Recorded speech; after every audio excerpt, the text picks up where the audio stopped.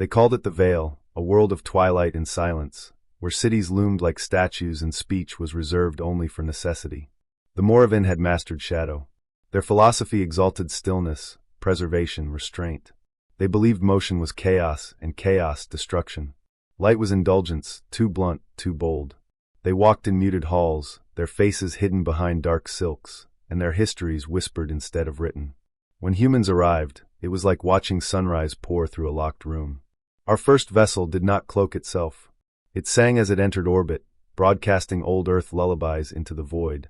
It bore colors, laughter, and questions. Its walls were painted in murals of dawns from 1,000 worlds. To the Moravian, it was horrifying.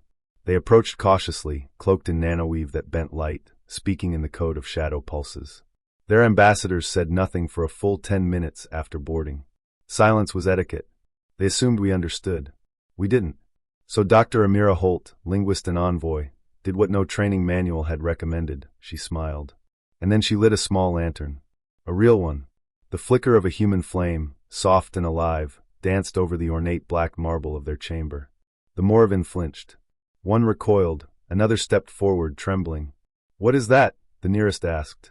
"Warmth," Amira replied. "And the beginning of a morning." The Moravian did not understand. But they did not leave. In the weeks that followed, we visited gently. Never with floodlights or broadcasts. Instead, we placed wind chimes in empty courtyards.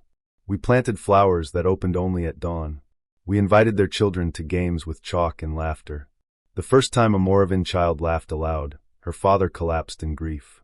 Not from shame, but because it reminded him of something he hadn't heard since his own childhood, when shadow hadn't yet stolen his voice.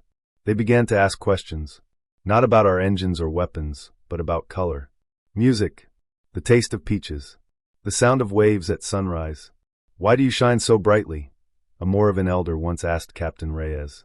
He answered simply, "Because someone once lit a candle for us in the dark."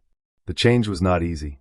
One of their great temples banned human visitation after a choir performed there, claiming the echoes lingered like ghosts. Another province declared mourning illegal, accusing it of erosion, of loosening the foundations of their sacred silence.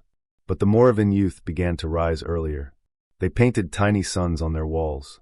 They wore sashes of gold beneath their dark robes. And they began to write, openly, defiantly.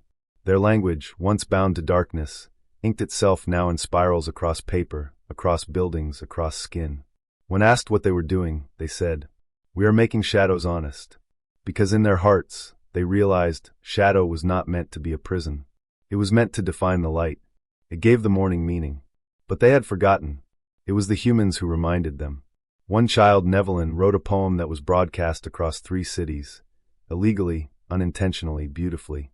It ended with the words, "I was born to whisper, but now I hum in gold." It spread like wildfire. The veil began to thin. Humans were invited to festivals that had not been held for generations. The Moravian sang, awkwardly softly as though learning how.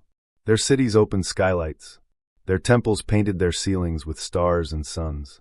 And they did not collapse. They flourished. There were setbacks, of course. A sect tried to assassinate a human teacher who had introduced dance to a group of Moravian children. The attacker was stopped not by guards, but by the children themselves, who stood between the blade and their teacher, hands raised, singing, "We will not return to silence." That moment was broadcast across the galaxy. Humanity did not conquer the Moravian. We did not lead them. We knelt beside them. We taught them how to build bonfires out of mourning, how to hold grief and joy in the same breath, how to cry in sunlight and not be ashamed. We brought no miracles, only matches. But they lit the flames. Decades later, when the Moravian themselves launched a ship of diplomats to another quiet civilization beyond the outer rim, they sent it with a poem etched into the hull, translated into every language they knew. It read, "We were shadows, then they came with morning. Now we carry the dawn." And so, for the first time in their history, the Moravian gave birth not only to silence, but to songs.